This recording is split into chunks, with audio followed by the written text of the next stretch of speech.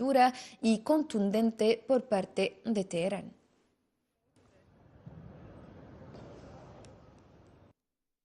Pues seguimos hablándoles del frente bélico y diplomático para indicar que el presidente de Estados Unidos, Donald Trump, anunció por boca de la portavoz de la Casa Blanca que tomará una decisión en un plazo de 2 semanas sobre si Estados Unidos se sumará a una posible acción militar junto a Israel contra Irán. Es lo que informó la Casa Blanca.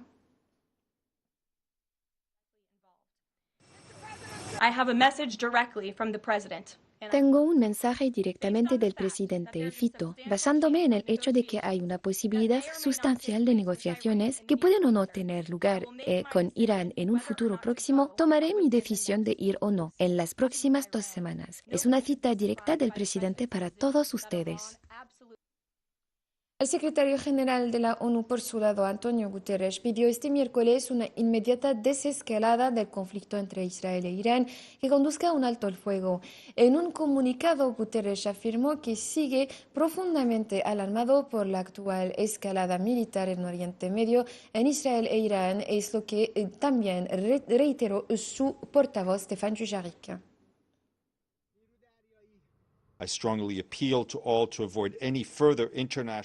Hago un firme llamamiento a todos para que eviten una mayor internacionalización del conflicto. Cualquier intervención militar adicional podría tener enormes consecuencias, no solo para los implicados, sino para toda la región y para la paz y la seguridad internacionales en general. La diplomacia sigue siendo la mejor y única forma de abordar las preocupaciones relativas al programa nuclear iraní y las cuestiones de seguridad regional. Por su parte, el Ministerio de Asuntos Exteriores ruso instó este jueves a la entidad sionista a detener inmediatamente los ataques aéreos contra la central nuclear iraní de Bushehr, donde trabajan especialistas rusos. Rusia hace un llamamiento a los dirigentes israelíes para que pongan fin inmediatamente a los ataques contra las instalaciones y emplazamientos nucleares bajo garantía y bajo las actividades de verificación de la OIOA. Nos preocupa especialmente la seguridad de la central nuclear de Bushehr, donde trabajan especialistas rusos. En el resto de la actualidad les hablamos, por supuesto, de Palestina, donde la guerra genocida llevada por la entidad sionista ha superado ya los 20 meses. En las últimas 24 horas, los ataques sionistas han cobrado palestinas y han causado heridas a otras 560. El número de muertos palestinos en la franja de Gaza ha ascendido así a 55.706 heridos desde que comenzó la guerra genocida el 7 de octubre de 2023. Como ya lo sabemos, en Gaza miles de personas desesperadas arriesgan su vida a diario, esperando ayuda humanitaria a diario, donde han muerto cientos bajo el fuego del ejército sionista. La distribución de alimentos se ha convertido en una trampa mortal con bombardeos y ataques frecuentes contra civiles hambrientos. A pesar del peligro, hombres, mujeres y niños siguen acudiendo, movidos por la urgencia de sobrevivir. Comentario de Queremos Trust. En Gaza, miles de ciudadanos hambrientos se congregan casi a diario en ayuda humanitaria.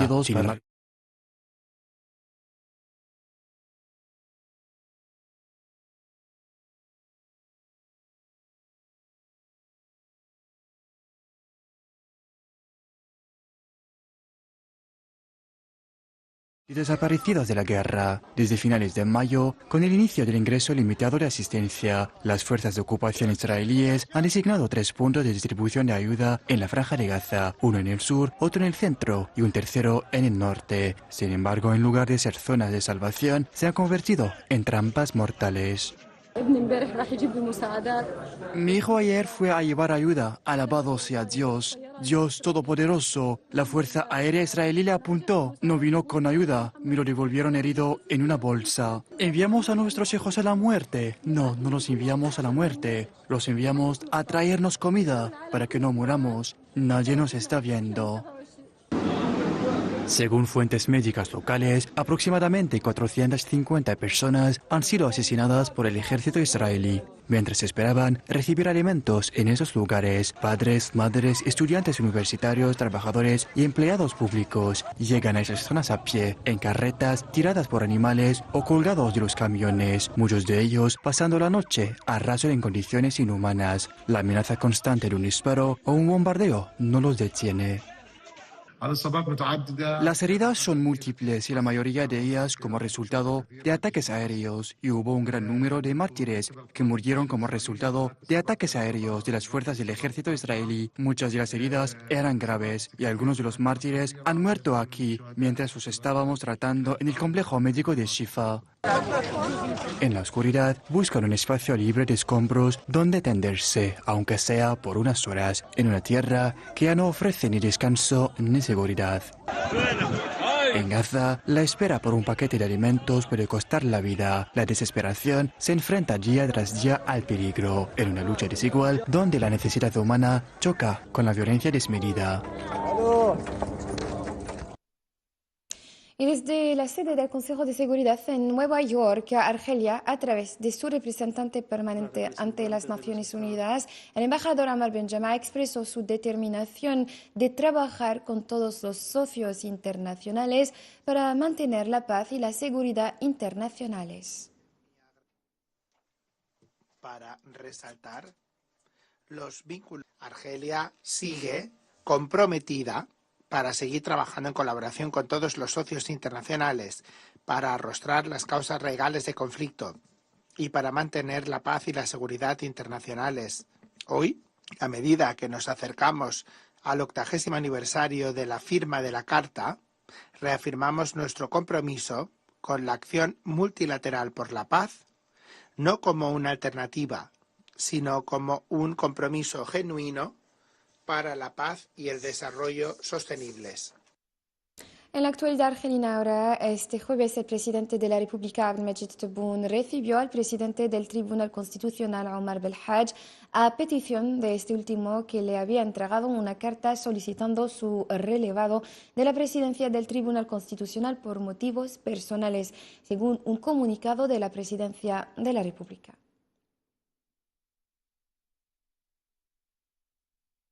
En la contienda ruso-ucraniana, Ucrania y Rusia intercambiaron prisioneros de guerra este jueves, según informaron funcionarios de ambos países en la última ronda de canjes en virtud de un acuerdo alcanzado en Estambul.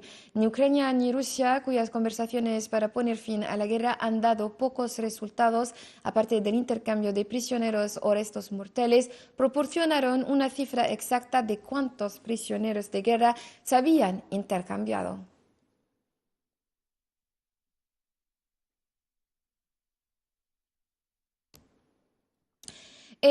Tratándose de la guerra arancelaria entre Estados Unidos y otros países, Canadá ha dicho que adoptará en breve medidas arancelarias para hacer frente a los riesgos asociados al persistente exceso de capacidad mundial y al comercio desleal de acero y aluminio. Es lo que declaró este jueves a la prensa el primer ministro canadiense Mark Carney. We must reinforce our strength at home. Debemos reforzar nuestra fortaleza en casa y salvaguardar a los trabajadores y empresas canadienses de los injustos aranceles estadounidenses que existen en la actualidad. Y por eso anunciamos que Canadá introducirá una serie de contramedidas para proteger a los trabajadores y productores canadienses de acero y aluminio. Son varias y voy a enumerarlas. Los habitantes de Puerto Escondido se prepararon para la llegada del huracán Eric. Los pescadores transportaron sus embarcaciones a un lugar seguro y los habitantes se refugiaron en albergues mientras la lluvia torrencial azotaba la playa. El huracán Eric tocó tierra en la costa del estado de Oaxaca este jueves por la mañana.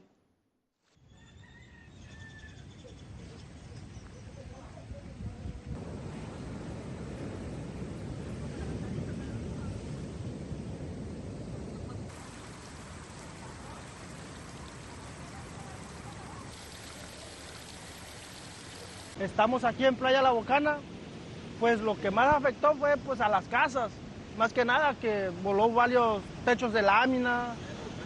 Sí, Playa La Bocana, municipio de Marquelia, fue la afectación más más grande. Los negocios, como puede ver, negocios de enramada, que tumbó la palapa, hizo destrozo, muchos trastes que quebró. Vengo para acá a ver la bocana, qué pasó con mi negocio, pero veo que estamos bien, gracias a Dios, fue muy leve lo que nos tocó.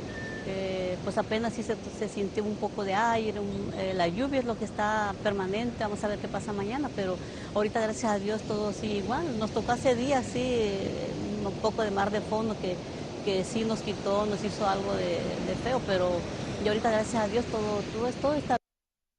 Señoras y señores, así pues concluimos nuestra edición de esta noche. Gracias por su amable atención. Un saludo.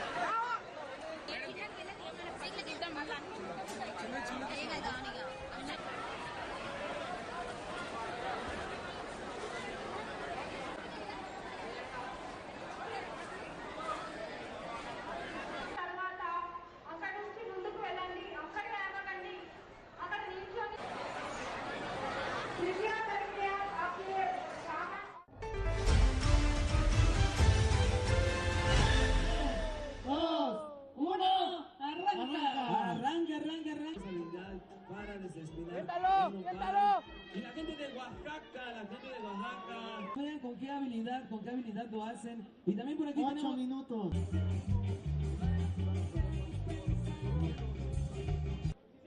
Es una auténtica actividad artesanal, el desespinado de nopal, ya que se utilizan un guante de carnaza. ¡Para Homero!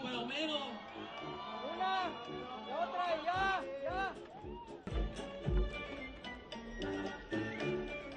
6.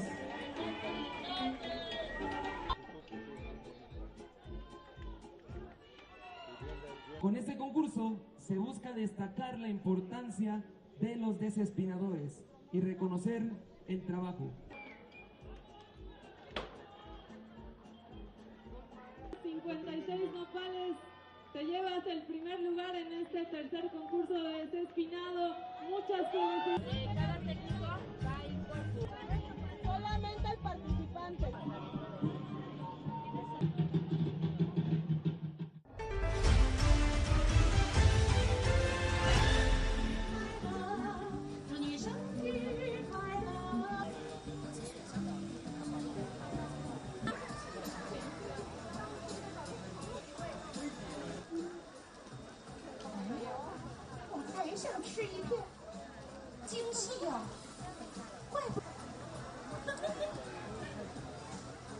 没关系，咱们慢一点，从后边。好啊，没关系，宽容大礼嘛。好，每一个可爱的萌萌的瞬间，慢慢切开它的。哇，神秘！用这种方法来称重，来，大梁站上来。我补了。那个54.2斤。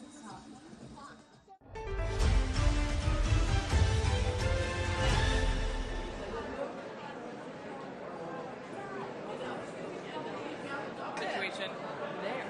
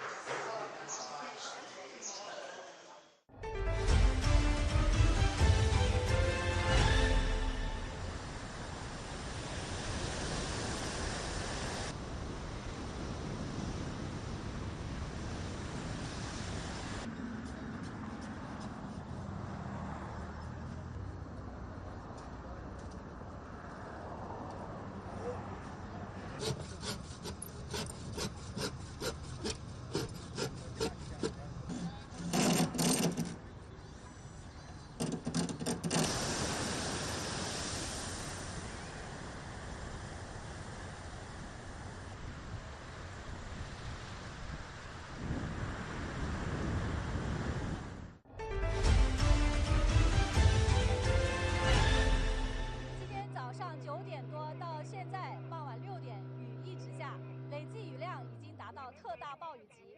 今天中州河水位录得了有历史记录以来的最高值，中州镇16个村出现了不同程度的水浸。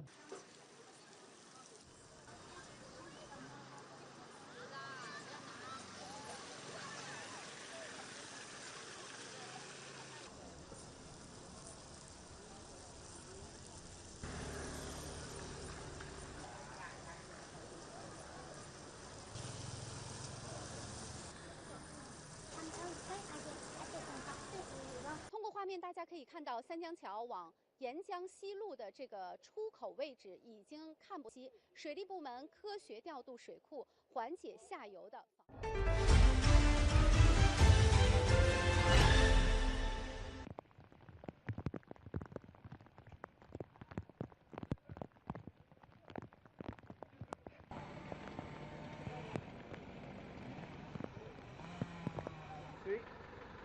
要不然看估计到我的。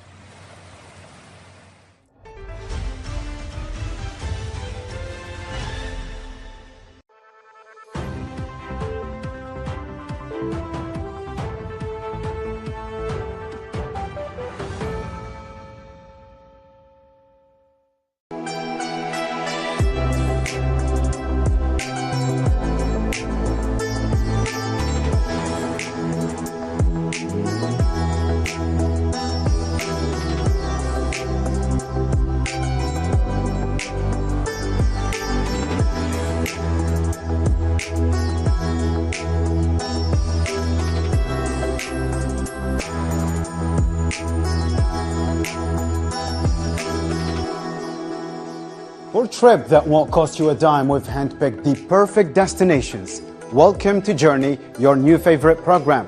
We've selected 3 stunning locations to explore, taking you to the most breathtaking spots. We'll discover their beauty and savor every moment.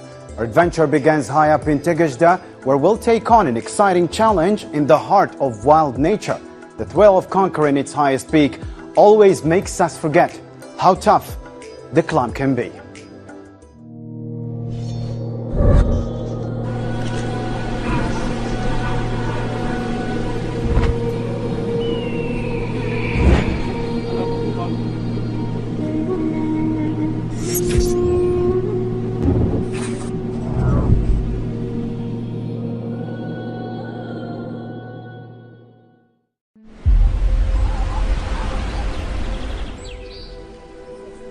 We go from breathlessness to the vastness of nature, mountains, trees, and nothing but purity.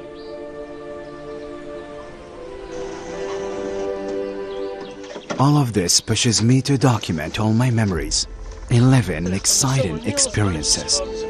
Today I have an appointment to accompany those who are fond of wildlife, just like me, to a summit that exceeds 2,000 meters above sea level. We are here at Tel Agilef at the foot of Georgia, and we will walk up to the summit of the Lion's Fang in the midst of these trees and the narrow trails. We depend on our feet.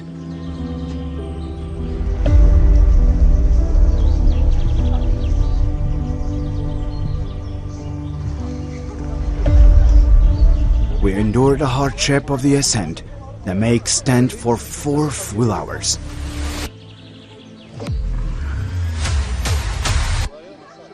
After that, we reach a great height, a charming place.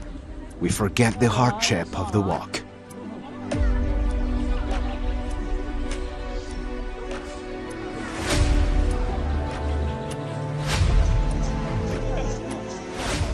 We are approaching the summit, the Lion's Fang summit on the Giorgiora Mountains.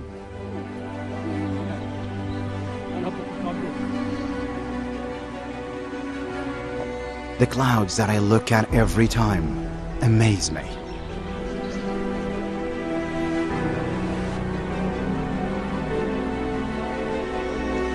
Four hours have actually passed and I have reached the summit.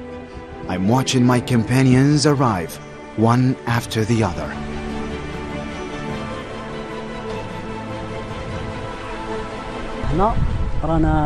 Here we are at 2,152 meters of altitude. This place is called the Lion's Fang. It is considered the third summit of Giorgiora after the summit of Ras Timadouin and the summit of Lallakhdija. From here it overlooks Bouira and from the other side, Tizi Ouzou. Hiking around here is difficult, but thank God we have arrived, as you can see.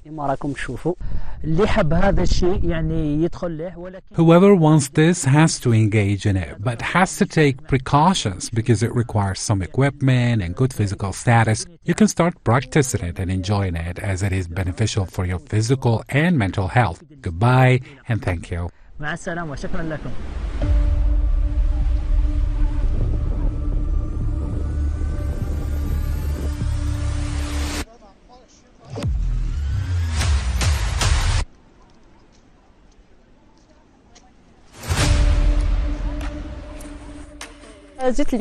I am here today to engage in an adventure in the Giorgiora Mountains. I don't regret it. It's such a beautiful place. I have come to share my experience with you today, which is mountain sport that we practice with the Tizi Rondo group.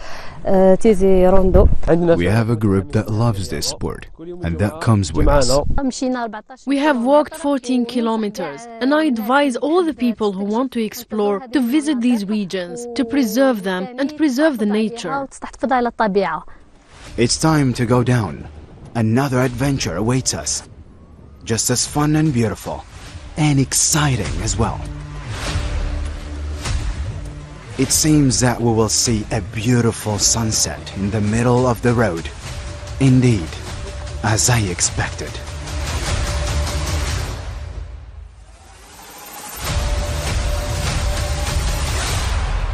We were on the top, and now we have come down. We had great time. It's a wonderful experience, and you're welcome to join. You can't find this place elsewhere. Welcome to Giorgiora. We spent a great day, an exceptional day, exciting, excellent, very good. Keep the place clean. Nice hiking.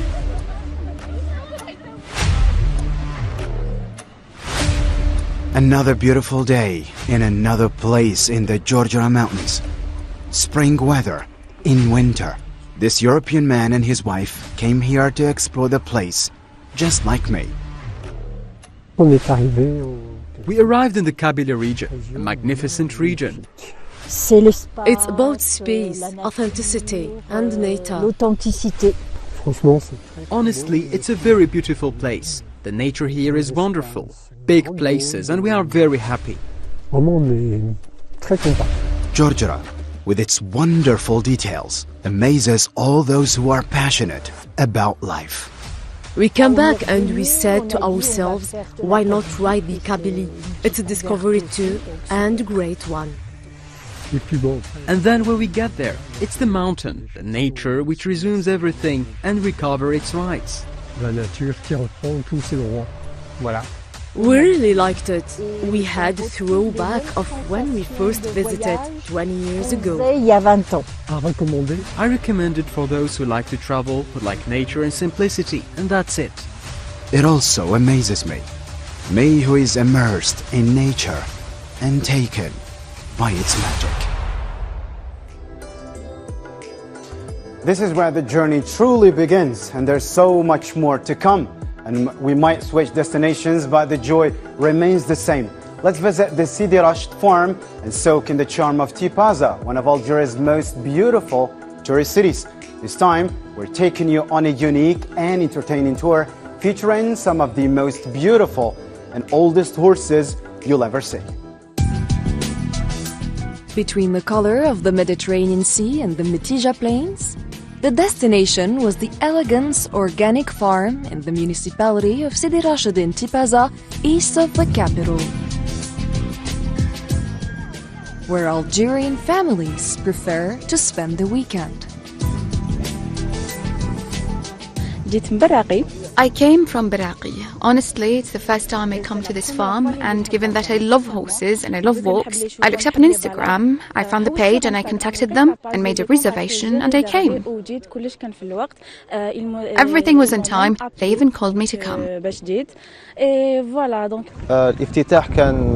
The inauguration was in the summer of 2023. Thank God we receive people from the various countries' provinces. They come from almost all the provinces to practice the main activity of this farm, which is horse riding. The arrive was wonderful. We were accompanied by the guide. The group was amazing. He showed us the techniques. We ran a bit, we enjoyed ourselves and chatted. It was really perfect.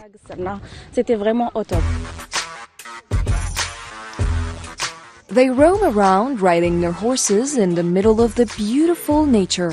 Just imagine riding a horse in the middle of this greenery.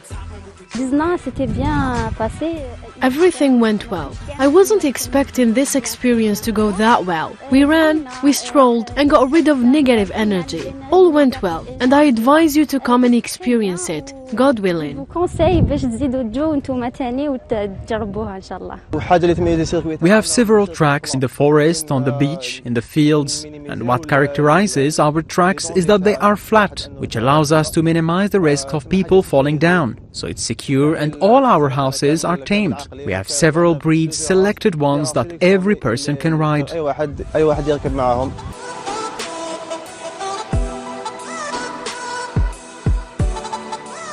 Because the experience is unique, some people prefer to come to this farm with their children to interact directly with horses. I've come to Tipaza Forosia with my family. We have been well taken care of. There is no hazard. They guide you and don't leave you alone at all. They look after people, young and old. They take good care of them. Musa, Hakim and Yusuf, supervisors of the Tipaza Horse Riding Club. With them you can ride a horse easily, even for the first time.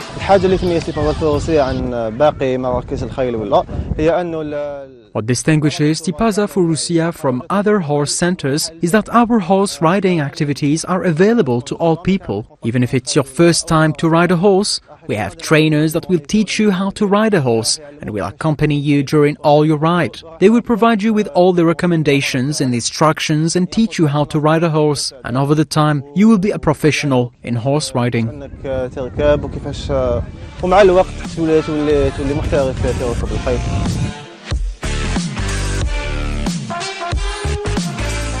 These are protections to protect the horse leg, the tendons, so that there is no friction, and we have protection for the posterior legs. These are to protect the posterior legs to avoid any friction.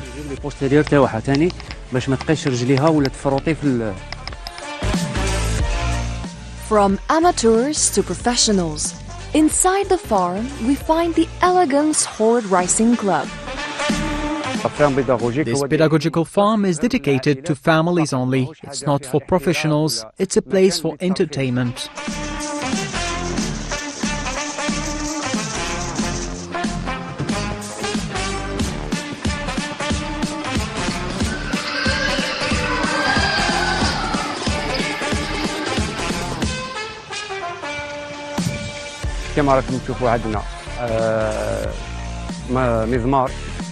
As you can see, we have also horse jumping. We sometimes organize international and national competitions.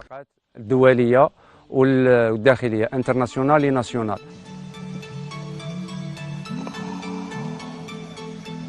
Domino Himalayas, purebred Arabian horses, and other breeds developed and enhanced by this club. Some of these horses are worth more than 100,000 euros. We have different breeds of horses at Elegance. It is a stud farm specializing in the reproduction and development of horses. We have French horses specialized in jumping. Apart from horses, this farm provides its visitors with other recreational spaces for the benefit of families and their children, and even from abroad to spend enjoyable times away from the pressure of the city. Aujourd'hui, donc notamment, je suis dans la ferme pédagogique L'Élégance.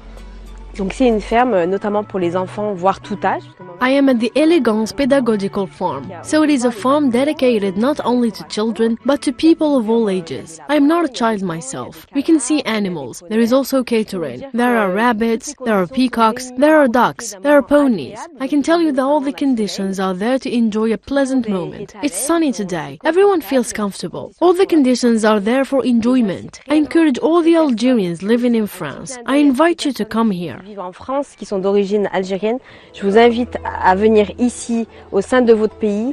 The greenery of its trees, the smoothness of its breeze, and the purity of its horses are features that have made this farm a destination and a relaxing space for many people and their families. And now for the grand finale, pure magic. Get ready for breathtaking moments as divine landscapes unfold before your eyes, with colors and shapes dancing like paintings.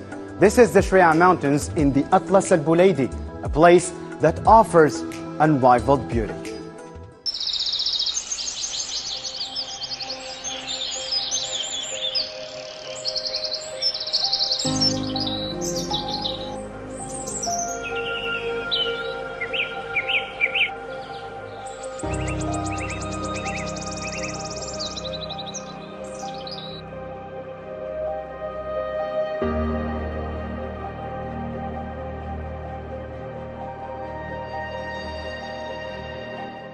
At an altitude of about 1,600 meters above sea level, the high Shreya Mountains stand in the heart of the bleak Atlas.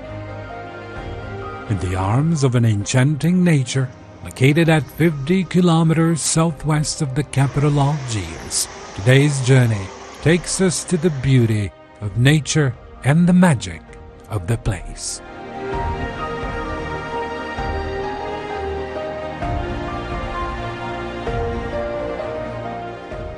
A place that brings together people of different ages and hobbies.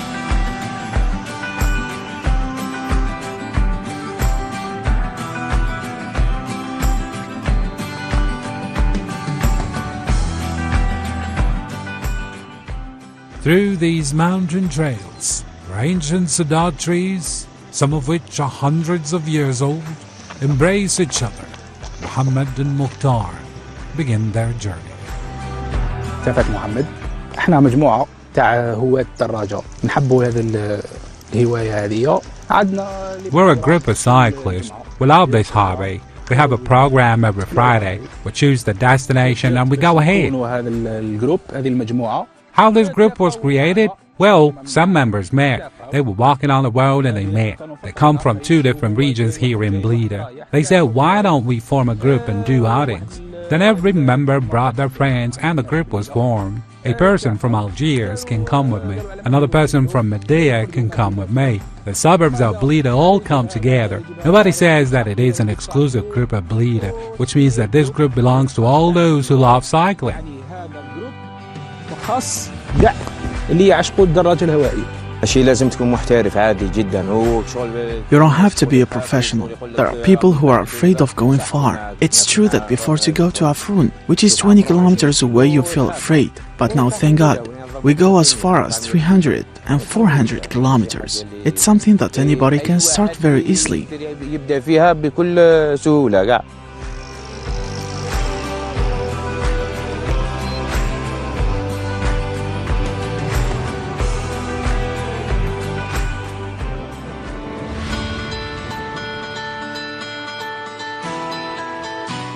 At Noon, families start arriving.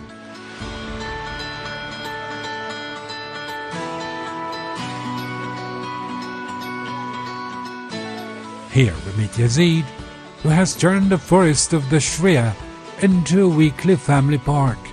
Assalamu alaikum, I'm Yazid. Hello, I'm Yazid. I live here and I'm a native of Blida. Every weekend or holiday I come here. I bring the kids to enjoy themselves. I personally relax here on the mountain. It's calm. I relax from the pressure of life and everything. Sharia is well known. Everybody knows it. Particularly when snow falls, all the families come here. They come from various provinces. We meet and make acquaintances with the other people. It depends on the occasions, really. Thank God it's good and calm here.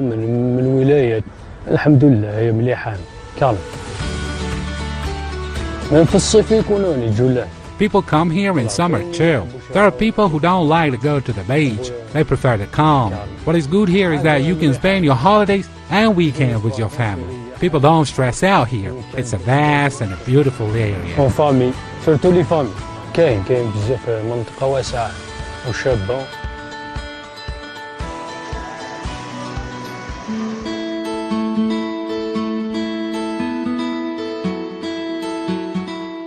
In the midst of this enchanting nature, life pulsates in different forms.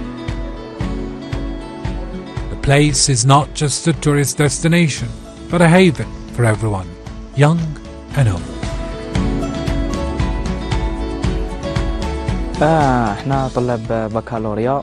We're bachelor students. We came here today to relax a bit and escape the atmosphere of studies, to change a little bit and see Shria. We're used to coming here, really. We're from the city. Since we were kids, we have always come here. And when you speak of Shria, you speak of Blida or Matija. So as soon as it rains or the weather is nice or it snows, we come directly here. If we feel any stress, we come directly here to Shria to change our mood. Usually we come here in summer. There is a splendid look.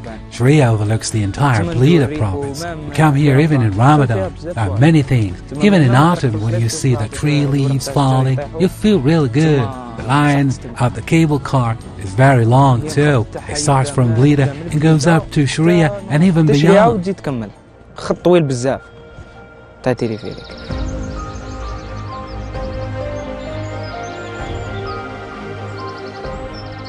From the Shria Mountains, where nature and men come together in a unique harmony, and where memories are shaped and stories are woven, you're watching Rihla.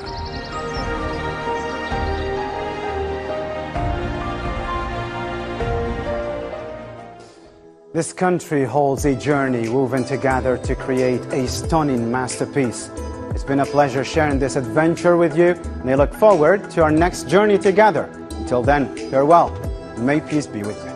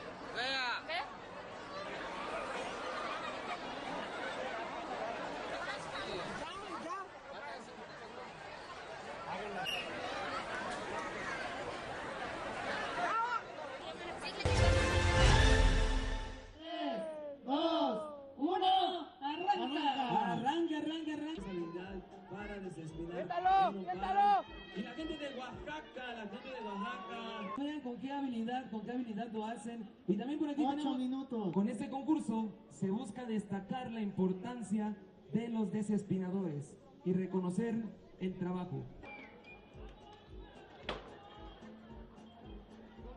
56 nopales, te llevas el primer lugar en este tercer concurso de desespinado. Muchas gracias. 祝你生日快乐！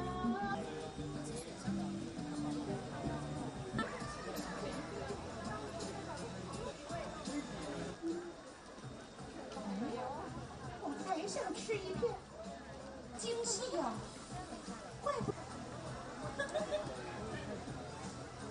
没关系，咱们慢一点，从后边。好啊，没关系，宽容大礼嘛。好。 每一个可爱的萌萌的瞬间，慢慢揭开它的，哇，神秘！用这种方法来称重，来，大梁站上来。我补了。那个54.2斤。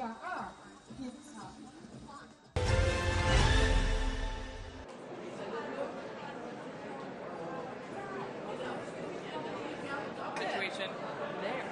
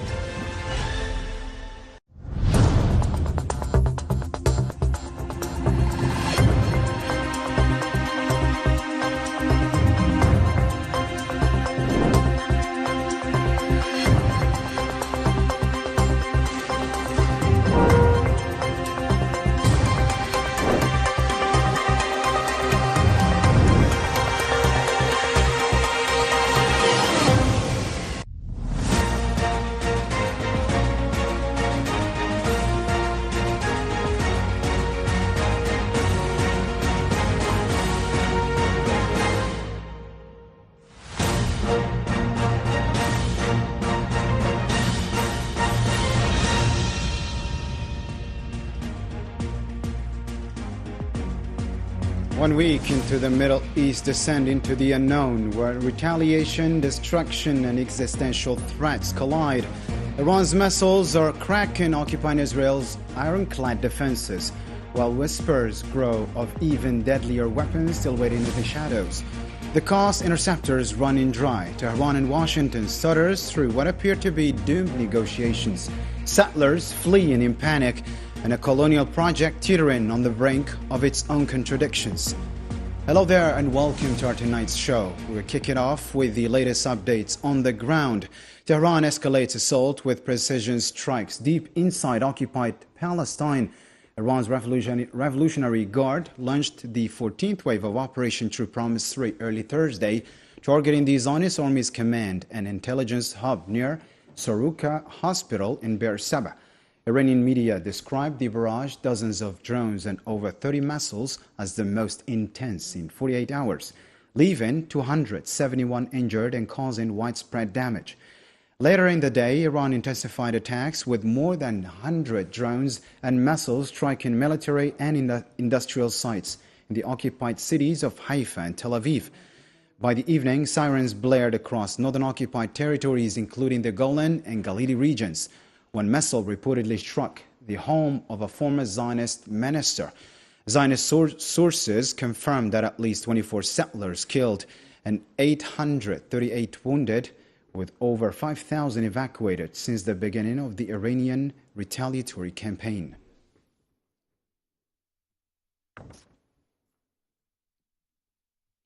Iran's latest strikes have shaken Israel's air defenses, but experts warn the most advanced missiles may still be on the shelf.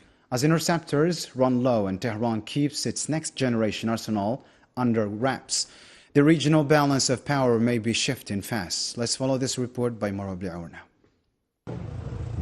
The latest confrontation between Iran and Israel is more than a flare-up. It's a strategic shift in the balance of power across the Middle East. For years, experts viewed the standoff between both sides as a tense balance of deterrence, whereby Israel's conventional military warfare was more or less checked by Iran's unconventional capabilities, especially its growing arsenal of missiles and drones. But that balance is now breaking down. Iran's recent missile and drone attacks have stunned Israeli defense planners not just for their scope and precision, but for what they reveal.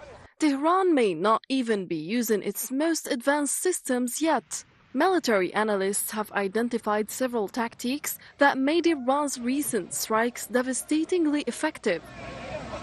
Irregular timing, decoys, a mix of ballistic and fatal drones, and the use of vast targeting data. The result, repeated breaches of Israel's multi-layered defense systems, from Iron Dome to David's Sling and even the advanced Arrow system. And now, Israel is running low on interceptors. A new report by the Wall Street Journal confirms that Israel is depleting its stock of Arrow anti-missile systems, a worrying sign as Iran's long-range capabilities loom large. U.S. officials told the Wall Street Journal that Washington was aware of the shortage of months and have scrambled to bolster Israeli defenses. The Pentagon has deployed additional assets on land, at sea, and in the air, but concerns are growing that both the U.S. and Israel are burning through interceptors faster than they can be replaced.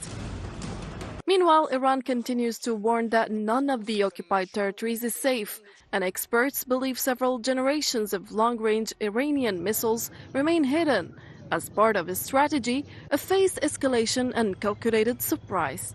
What was once a gray zone confrontation fought through proxies and cyber attacks is now inching closer to direct high-intensity warfare with no guarantees of containment. As both sides recalibrate, one truth becomes clear. In this new phase of conflict, missile supremacy may redefine deterrence, and the next strike might not be one anyone sees coming.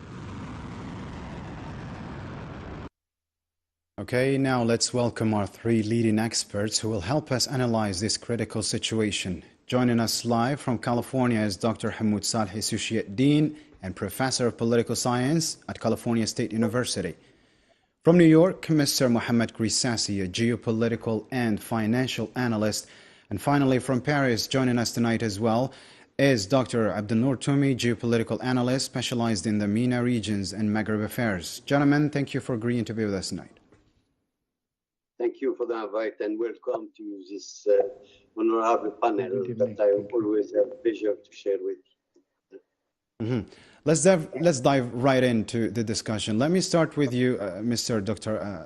Hamoud Salhi. With Iran's 14th wave of strikes penetrating deep into the occupied Palestinian territories, targeting command centers, industrial sites, and even a former minister's home, does Tehran's demonstrated ability to sustain precision attacks at a scale mark a turning point in its military strategy against the Zionist entity?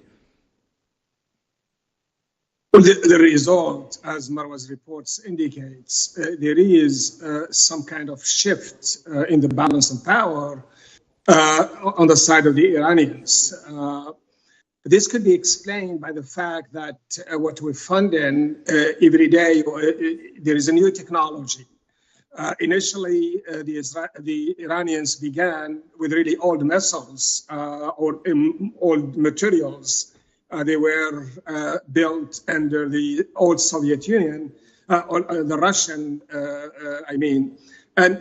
but later on, things have changed, and Iran's continue to bring new tools and new technology, and it seems this will be the difference. On the other hand, one of the interesting point, the point that Marwa makes in terms of the arrows, depleting arrows, and the need to come to bring more to help the Israelis. There is another factor associated with that. A ballistic missile costs around $20,000. That's not too much, but a response by Israelis technologies like an arrow or others, it costs in millions. We're talking about at least $4 million for each one. So the cost is very heavy. And in addition to that, the advancement of technology, the military technology that we've seen from Iran so far, and it continues to be we see surprises, is made in Iran, which means that they have the capacity and they have the stockpiles, and they don't run or risk losing or running out of depletion, just as we've seen with the arrow. So at this point, that's where we are. But we should not undermine the Israeli power. The Israeli military is very important. They have advanced technologies. And the Israelis, as we know, they are not the only one who are fighting. It's the American intelligence. American provides about 60% of all what is used in this war. You have the British, you have other countries that are, or the Western world that are helping the Israelis. So in general, we see that the Iranians have lived up to the expectations and done more, surprised a lot. But but with America's behind, we just have to be sort of cautious and see how this will turn out later.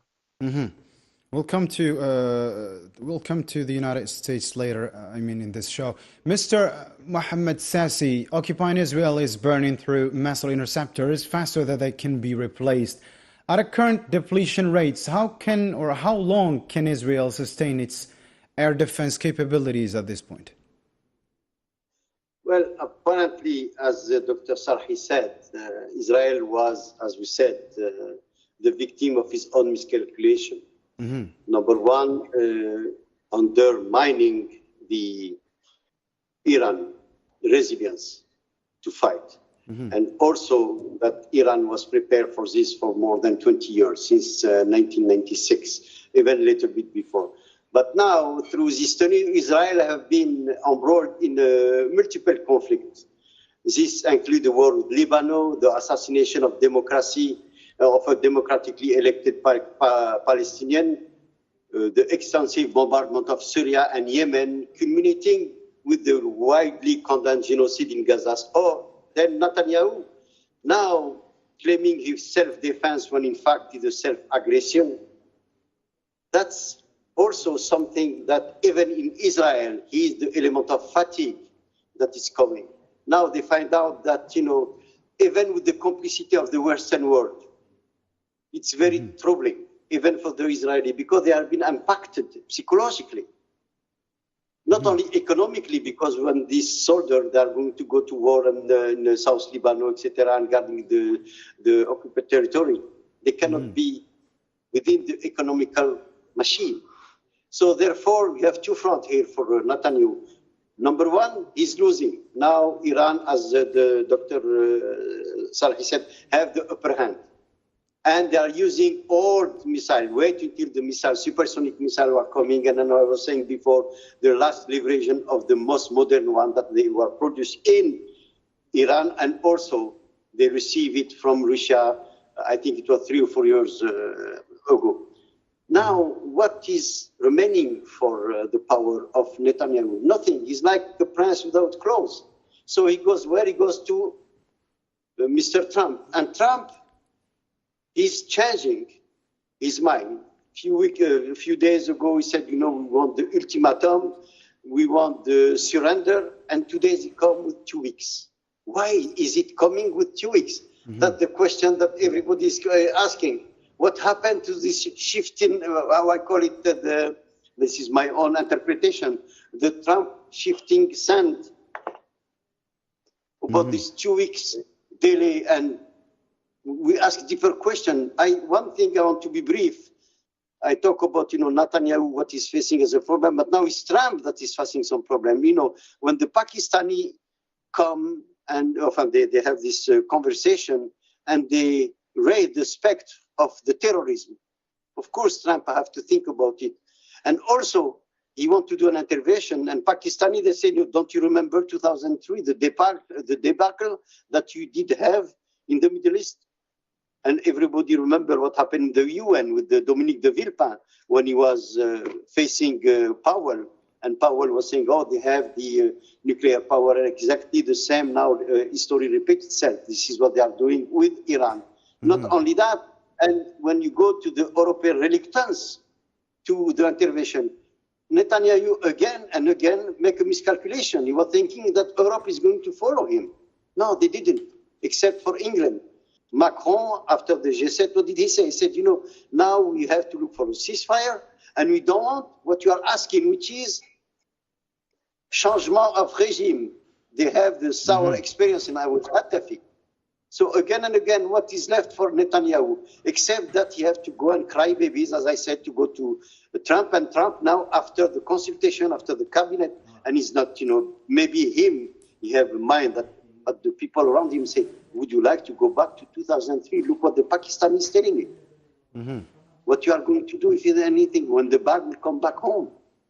And I try to be brave because I know I always take a lot of time. But it's fine, this is again and again the fact that you are looking is no more. I just would like to say again, I repeat it. Now is not the kingmaker. Okay, go ahead. Go ahead. Mr. Abdel Toumi, analysts say Tehran may be holding back its most advanced weapons systems here. What would happen if Iran deployed its next-generation missiles in this conflict?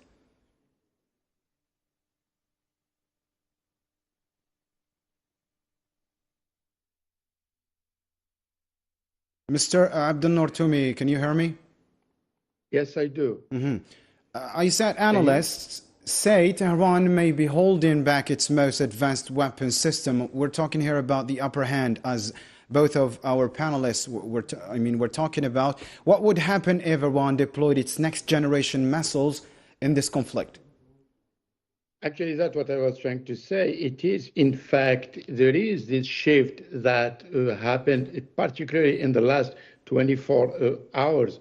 And this has said, it's not only about the deterrence equation in the region, but also the demystification of the colonial state army, an army that was actually portrayed as the most powerful and solid army in the region. Now, what happened in its carnage, or the carnage is taking place on the non-state actor resistance movement in Palestine, I mean, who has been resilient, the resistance has been resilient and powerful.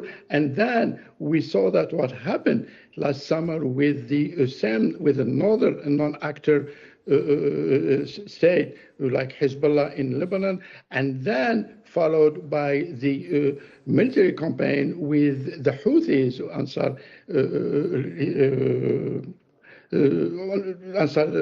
Houthis, who have actually imposed their trajectory and pushed or obliged President Donald Trump to negotiate and to hold the actually aggression, or what they call it, the aggression, it's the resistance, and showing their support for the Palestinians. Now, for Iran, it is in this equation with like very, very high level. And this is why there is this shift, speaking of shifts, this diplomatic shift, and that was actually fed by shadow diplomacy. And what we are seeing now, following the week of the aggression of the current state on Iran. So President Trump has decided now to give diplomacy a chance, and indeed, and he might have heard from his militaries, and that war risks are greater than the current state premier or prime minister led him to believe, and also, and again, Iran's display of missile power in the last 24 hours. And this is why now the Iranians are moving into the next step. So this, we will see what's going to happen in these coming 2 weeks of diplomacy, but 2 weeks, it's 14 days, but it could happen in 24 hours, 48 hours. So it's an open 14 days are coming, will decide or will shape this military campaign. Mm-hmm. Mr. Hamoud Salhi, the U.S. is scrambling to backfill Israel's dwindling interceptor stocks. Do you think, does Washington risk overextending its own military resources by supporting occupying Israel's, defense needs? Islam, I think the issue is bigger than that. The United States has moved or is moving in Nimitz, USS Nimitz from the Pacific.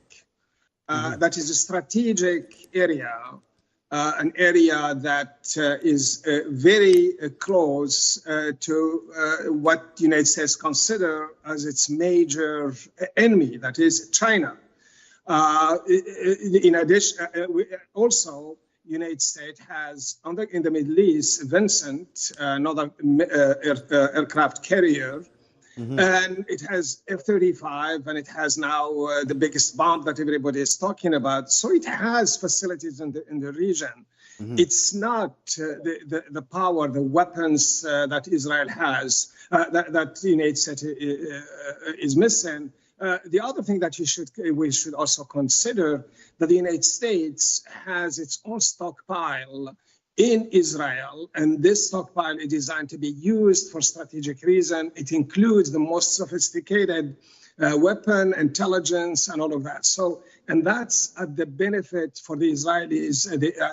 Donald Trump could issue, it could make the decision to use that stockpile without having to resort to Congress. So there is a plenty of weapons, of ammunition, and very advanced ammunition that the United States has in its hand. The problem is not there. The problem, number one, is that you have a resilient Iranian force that seems to surprise the Israelis, particularly after the first day.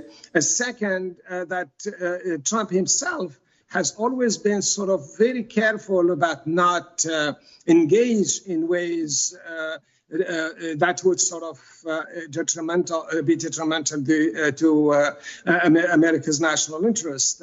Bob Woodward, in his book, the Washington Post columnist and Pulitzer known for his work, in his book on the war, talks about how despite every Arab leaders were telling the Biden and Trump to get rid of the I mean, they will have no problems with Iran.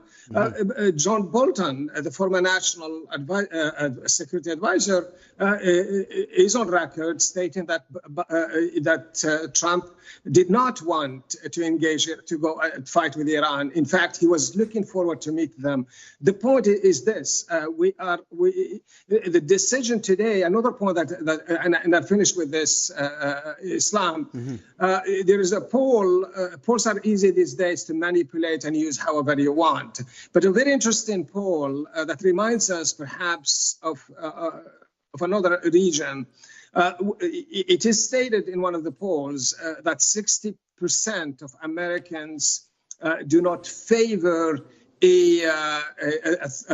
an attack on Iran. This is just recently. It came in the last few days. But you have also 69%, just to finish the point, Islam, 69% of Americans see Iran as a threat. So if you are Trump, you have a problem. On the one hand, they're telling you there is a threat, but at the same time, they are opposite. What you do is that you take 2 weeks, and I'm sure we'll come back to that and address that issue from a different perspective. Mr. Sassi, let's talk a bit about the aftermath on the occupied Palestinian territories, given Israel's reported paralysis. For example, the disrupted economies, shuttered schools and civilians in bunkers. I mean, is Iran's long war strategy systematically dismantling the Zionist entities' foundations? Already you have the historical roots of inequality within Israel. If you talk about the Ashkenazi elite, for example, they always think that you are historically, they were the dominant culturally, politically, and economically. And then they have the Mizrahi Jews. Then when you look at that,